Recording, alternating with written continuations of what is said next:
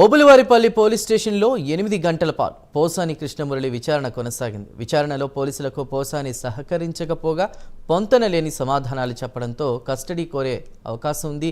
సుదీర్ఘ విచారణ అనంతరం మరోమారు పోసానికి వైద్య పరీక్షలు నిర్వహించారు. వైద్యుల నివేదికతో రైల్వే కోడూరు మెజిస్ట్రేట్ ముందు పోసాని కృష్ణమురళిని హాజరుపరచనున్నారు. దీంతో పోసాని రిమాండ్పై ఉత్కంఠ కొనసాగుతోంది.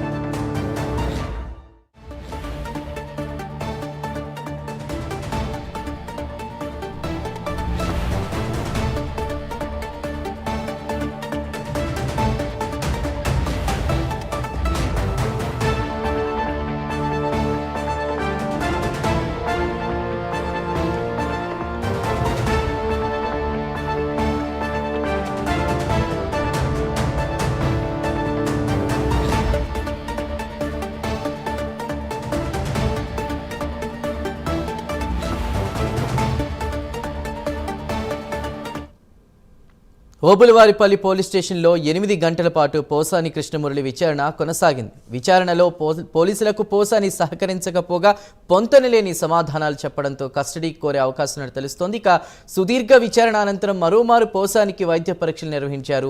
వైద్యుల నివేదికతో రైల్వే కోడూరు మెజిస్ట్రేట్ ముందు పోసాని కృష్ణమురళిని హాజరుపరచనున్నారు. దీంతో పోసాని రిమాండ్పై ప్రస్తుతం ఉత్కంఠ కొనసాగుతోంది. మరిన్ని వివరాలు మా ప్రతినిధి సుధీర్ అందిస్తారు. సుధీర్.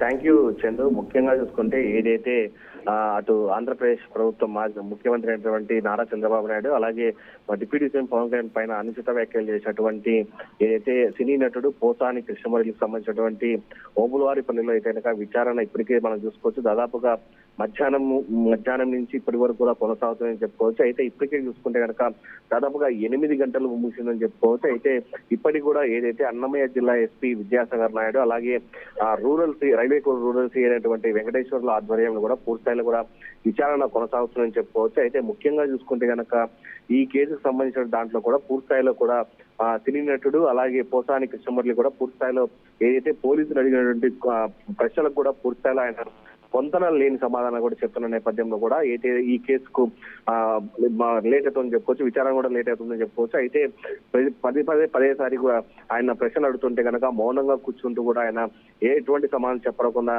అలాగే ఉన్న నేపథ్యంలో కూడా కేసు అయితే కనుక పోలీసు అయితే కనుక లేట్ జరుగుతుందని చెప్పుకోవచ్చు. అయితే మరోపక్క చూసుకుంటే కనుక ఏదైతే సుదీర్ఘ విచారణ అనంతరం కూడా పూర్తిస్థాయిలో మరోమారు కూడా ఎవరైతే పోసానికి రెండవసారి కూడా వైద్య పరీక్షలు నిర్వహించడం జరిగింది. అయితే ఈ వైద్య పరీక్షలు కూడా ఆయనకు పూర్తి స్థాయిలో ఆయనకు బీపీ అలాగే షుగర్ కావచ్చు తదితర ఏ సమస్యలు ఉన్నాయో దానిపైన కూడా రెండోసారి కూడా డాక్టర్లు అయితే కనుక ఆయన్ను చూడడం జరిగింది. పూర్తిస్థాయిలో కూడా ఆయన ఎటువంటి ఇబ్బందులు లేకుండా పూర్తిస్థాయిలో ఉన్నాడు, నిలకడగానే ఉన్నాడని చెప్పి అటు వైద్యులు కూడా ఇప్పటికే రిపోర్ట్ ఇవ్వడం జరిగింది. అయితే ఆ రిపోర్ట్ కూడా కంప్లీట్ కావడం జరిగింది. దాని తర్వాత ఏదైతే వైద్యులు ఇచ్చినటువంటి నివేదిక ఆధారంగా కూడా ఆయన రైల్వే కోర్టులో ఉన్నటువంటి మెజిస్ట్రేట్ ముందు కూడా హాజరుపరుచున్నారు ఓబులవారిపల్లి పోలీసులు. అలాగే మనం చూసుకుంటే కనుక ముఖ్యంగా ఏదైతే కులాల మతాల మధ్య వ్యాఖ్య కింద కావడంతో కూడా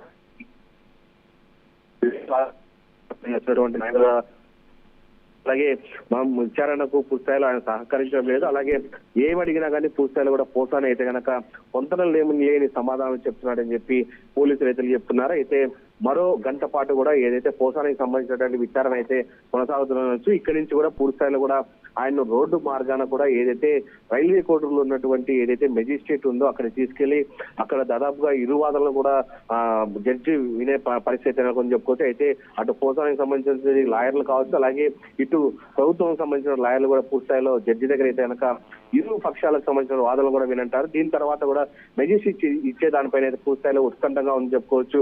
అయితే ముఖ్యంగా చూసుకుంటే కనుక ఏదైతే 14 రోజుల పాటు కూడా రిమాండ్ విధిస్తే కనుక ఆయన్ను ఏదైతే రాజంపేట సబ్ జైలుకు తరలిస్తారా లేకపోతే కనుక కడప సెంట్రల్ జైలు తరలిస్తారా అన్న దానిపైన కూడా సర్వత్రా ఉత్కంఠ ఉందని మనం చెప్పుకోవచ్చు. ఏ విధమైనా సరే మరో గంటలో అయితే కనుక పూర్తిస్థాయిలో మోసానికి సంబంధించినటువంటి పూర్తి డీటెయిల్స్ అయినా కనుక రిమాండ్ వస్తుందా లేకుంటే బెయిల్ వస్తుందా దానిపై సర్వత్రా ఉత్కంఠ ఉందని చెప్పుకోవచ్చు.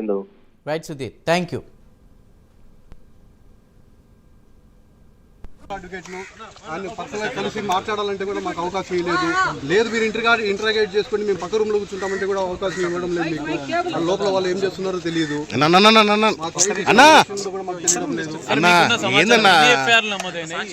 ఏ విషయం ఏం తెలియడం లేదు. వచ్చి రాత్రిపూట అరెస్ట్ చేసి ఇటు తీసుకొచ్చినారు. నోటీస్ ఒకటి ఇచ్చినారు, నిన్న అరెస్ట్ చేసినారు. ఈ రోజు డేట్ ఇచ్చినారు. దాంట్లో కూడా నోటీసులో కూడా నిన్న అరెస్ట్ చేసినప్పుడు నిన్న నోటీస్ ఇవ్వాల, ఈ రోజు డేట్ వేసి నోటీస్ ఇచ్చినారు. దాంట్లో సెక్షన్లు వేసినారు. ఆ సెక్షన్లు చాలా మాత్రం అట్రాక్ట్ కావు.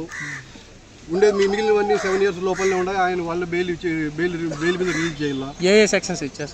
ఏం వాళ్ళు విషయం చెప్తే కదా మాకు తెలిసేది. నోటీసులు ఇచ్చిన సెక్షన్లో 111 ఉంది. అది అట్రాక్ట్ కాదని హైకోర్టు, సుప్రీంకోర్టు నెంబర్ ఆఫ్ కేసుల్లో చెప్పింది. ఈ రిమైనింగ్ సెక్షన్ 3 years లోపలనే ఉన్నాయి. పోలీసులు బెయిల్ ఇచ్చి రిలీజ్ చేయొచ్చు. అయినా కానీ వాళ్ళ లోపల మాకు మాట్లాడే అవకాశం ఇవ్వడం లేదు. లోపలికి పక్కన కూర్చుంటాం, మేము రూమ్లో పక్కన కూర్చుంటామని కూడా అవకాశం ఇవ్వడం లేదు. సార్ సోషల్ మీడియాలో రిమాండ్ సెక్షన్స్ ఇచ్చారు కదా, అవి వాస్తవమేనా సార్? వాస్తవం అంటే వాడు ఏమి రాశారు